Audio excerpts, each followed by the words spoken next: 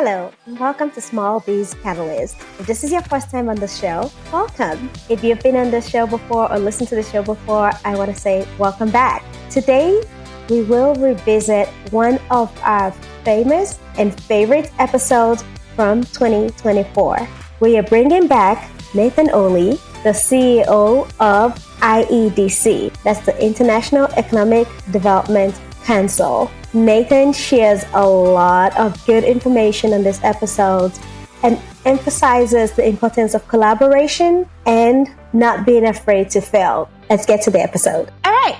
So guys, I am so excited to have Nathan Ohle on this show, on the Small Biz Catalyst. And this episode is actually dedicated to, we want to learn about innovation in action, how to foster entrepreneurship and innovation. And I couldn't think about anyone else to give us an economic development leader's perspective than Nathan Ohle. Am I saying your name right? You are. Yeah, great. Perfect. Yay! Okay. So for those of you who don't know, Nathan is the CEO of IEDC. And I love using all those acronyms, CEO, IEDC, and IEDC is basically the International Economic Development Corporation. For those of you who don't know, it is the authority on everything economic development in the US and I believe some countries outside of the US. Am I correct? Yeah. So IEDC is the world's largest association for economic developers, represent about 25 countries in our membership, but obviously are continuing to grow and expand that work internationally as well. That's awesome. Would you tell our listeners just a little bit about you and what you do at the IEDC? Just a short snippet. So they get to first of all, have a feel for you.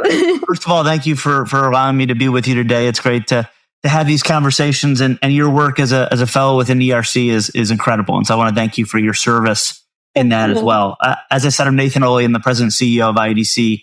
I've been in this role for about 2.5 years, but I've been doing economic development work for a little over 2 decades, both at the state level and at the federal level, and spent about 4.5 years working specifically in rural and tribal communities across the United States and a whole host of issues, including economic development and entrepreneurship work, but also a focus on access to safe drinking water, sanitary wastewater, disaster recovery, and really fundamentally capacity building in those places. And so came to IEDC with a long tenure and history in economic development.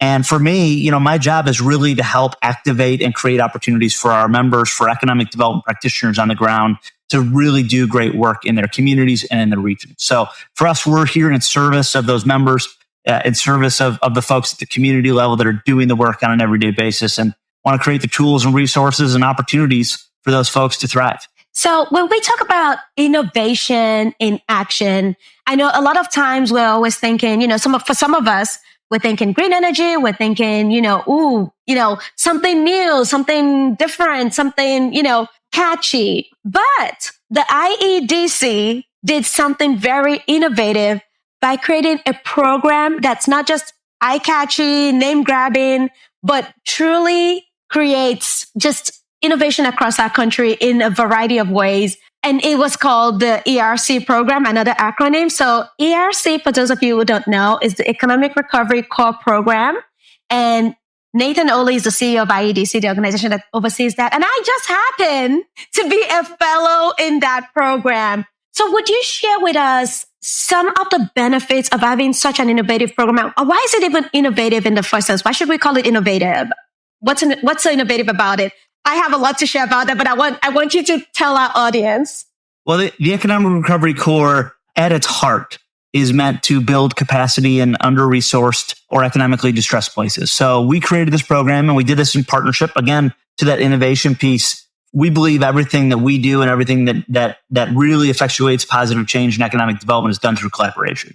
And so we built the Economic Recovery Core with 6 different major national partners and really with a focus on building capacity at the local level in places that, quite frankly, hadn't had these kind of opportunities in the past. Really 2 goals. One is that capacity building and long-term capacity building, so it's done in a sustained way. And 2, to help build a pipeline in the next generation of leaders. You're obviously one of those 65 fellows. And the people that are doing this work are absolutely incredible. They're passionate about this work. They're service-oriented. And they really do want to make a difference. And as we thought about this program, the reason that we brought this program forward is because we saw a fundamental shift in the way that these places were or were not able to participate in the economic development field, especially in today's day and age when you've got a historic level of federal funding flowing through many of these communities, urban, rural, and tribal in nature. So a broad spectrum of communities weren't able to access those funds. And there were a number of reasons for that, but the fundamental premise behind it was that they didn't have the capacity yet to really provide transformational change in their communities. And transformational change is going to look and feel differently in every single community. It's going to be very different in a very small town or a tribal government than it is in a large city. And this program was built with intentionality to know that local need is going to be really critical and also unique, but that there's also lots that these 65 fellows can learn from one another. And so for us, it is a transformational project. It is a new approach to doing economic development. It's a new approach to building partnerships that really cultivate the next generation of leaders. And it provides an opportunity to measure that progress and make sure that we're actually doing the work that we're saying and getting the outcomes that we're hoping for. Absolutely. Thank you so much for sharing that. I know that was a bonus question, but I really wanted our audience to get the core of, what this program is about. And the next question kind of tees up into that. How can a modern day entrepreneur benefit from the ERC program? Well, at the core of this program is meant to benefit the communities and the people in those communities. A lot of the programs that are happening through ERC are specifically focused on entrepreneurship and small business growth and providing opportunities, providing tools and resources for those entrepreneurs to grow and thrive in their community. And that's a really important piece of this. We want to help grow from the ground up to make sure that entrepreneurs and small business owners in those communities not only have the opportunity to grow their business, but to grow their family, to grow their lives in those places as well. And so we're creating tools and resources that will be able to have access to entrepreneurs, but also there are individual projects that are very specifically focused on entrepreneurship that we can take lessons and apply them to other communities, even well beyond ERC. So there's a direct connection in communities, but also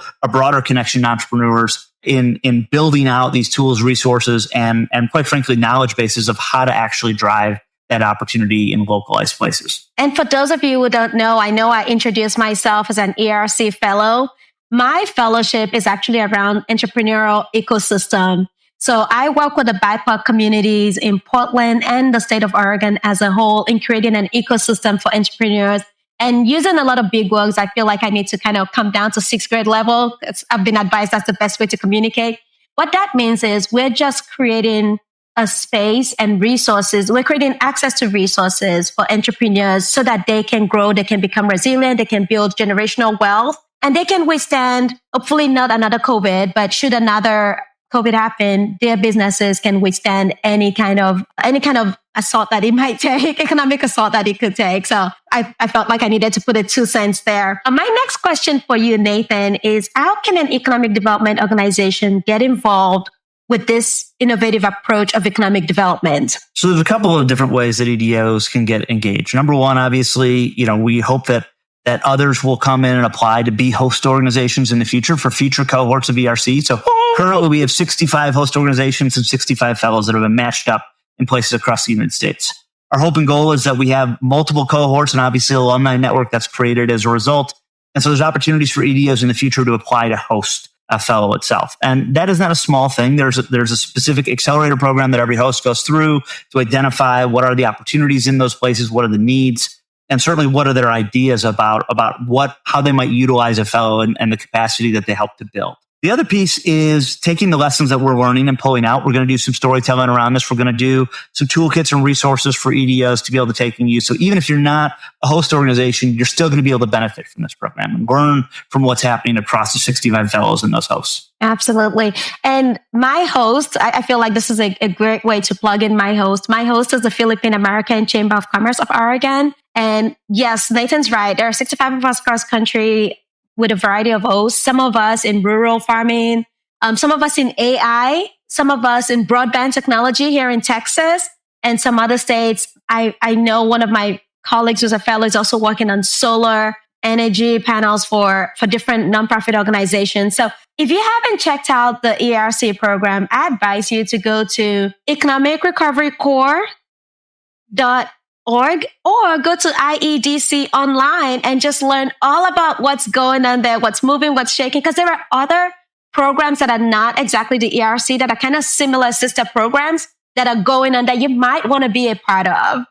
Okay, so my next question for you, Nathan, is what sort of ripple? And I feel like I love your answers, by the way, because they go wide. They share so much more. They answer my question and more. And so thank you. But what sort of ripple effects could be projected into the near future as a result of the innovative approach of the ERC program? So from our perspective, IEDC really believes that this program is going to have a profound and far-reaching effect, not only directly on the communities that are served as a result of ERC, but also for the larger economic development profession and field. This program in particular is really focused on building out capacity and opportunities for these communities that have in many ways been left behind in past economic development practices to really captivate that. So part of that is growing investment directly into communities, bringing investment in through small businesses, through entrepreneurs and others, but also catalyzing those opportunities and making sure that there's not only a plan that's put in place, but can be implemented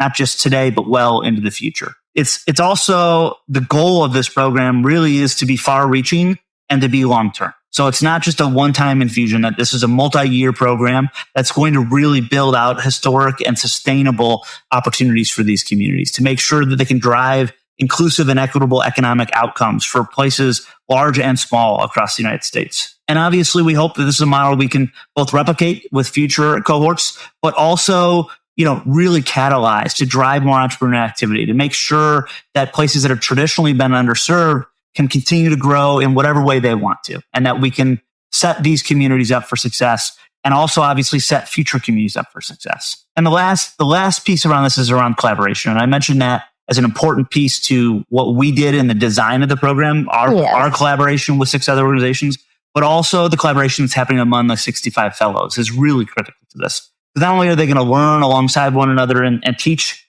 one another, but they're then also going to go out and help others in the economic field and profession to do this work. And so to me, it is a real catalyzing effect on the field and profession, and hopefully obviously the future of communities large and small. Absolutely. I mean, I have never been in anything like this. And I was telling Chris earlier that I moved from Dallas to Portland, and this is the only program that could have done that. It's the only initiative that would move me away from my home state, my family, to go somewhere in order to make a difference, and not just for now, but for years to come. And I love the accountability that this program provides for us, the resources that we have, and just how much collaboration has even taken place as a result. I mean, us fellows are always sharing resources with each other. Hey, this is going on here. I'm not working here. Like, I'm in Texas and I have connections here, and I would come to Texas and ask my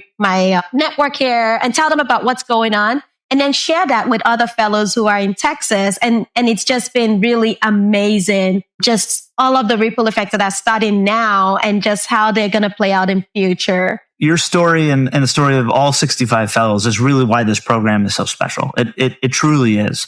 For me, when we went into this, we designed the program. We knew there was a need, but you don't really know how big the need is or what the opportunity is until you really dive into it. And when we opened the application process for organizations to serve as host organizations, we had more than 500 apply to host a fellow. And when we opened the application period for individuals to serve as fellows, we had more than 1,400 people apply to serve as a fellow. And so that to me speaks to both the need and the opportunity that a program like this can create.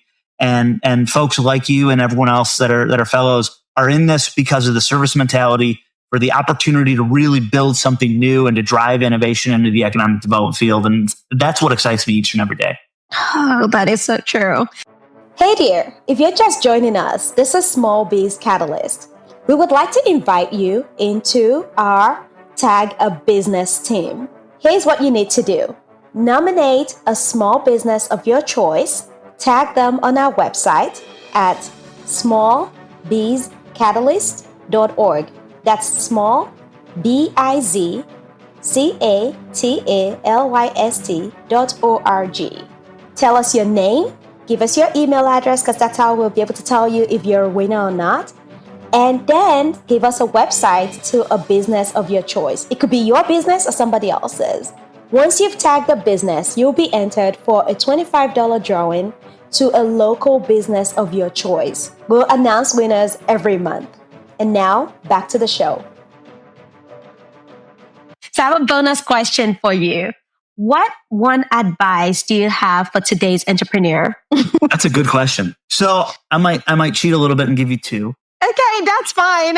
Cheating is absolutely encouraged. So, this is a pretty known acronym for entrepreneurs, but be willing to fail is really important, and be okay with failure as long as you learn from that failure is critical. And that's not just for an entrepreneur, it's for anyone in the economic development field. Failure is a part of the process. No one is going to bat 100% in every opportunity that they have.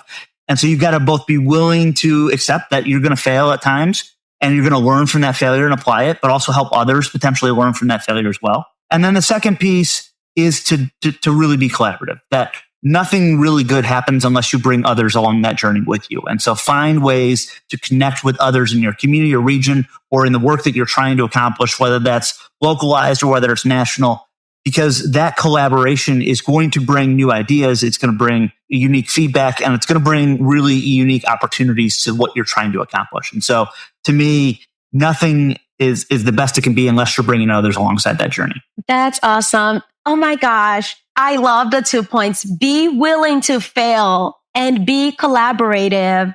And we've seen that just even in the way this program was shaped, having 6 partners and then still collaborating with hosts and fellows and even other outside organizations. And I think that's one thing that's always reinforced even in my work is be collaborative, always reach out, find out who's doing what you want to do and invite them to join you in what you're doing. So that's awesome. Nathan, I cannot thank you enough for being on here, but what would you want our audience to know? Would you like them to reach out to you? What would you like them to do? What's one action you'd like them to take? We would love them to reach out to us. Number one, we're always looking for feedback, ways that we can be in better service to the economic development field and the folks on the ground doing that. But also, I would encourage you, come explore the stories of our ERC fellows. We've got on the economicrecoverycorps.org website, every story of every fellow, their own history, but also the project they're working on, the host organization that is helping to drive that work.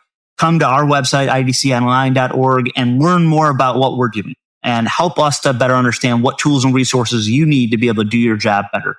We want to do this in partnership with all of you. Your voices are really important. And so please reach out to us, help us understand where we can be better partners and ensure that we continue to raise the flag for what economic development is and the importance of this work, not just in our field, but more broadly to the communities that we serve.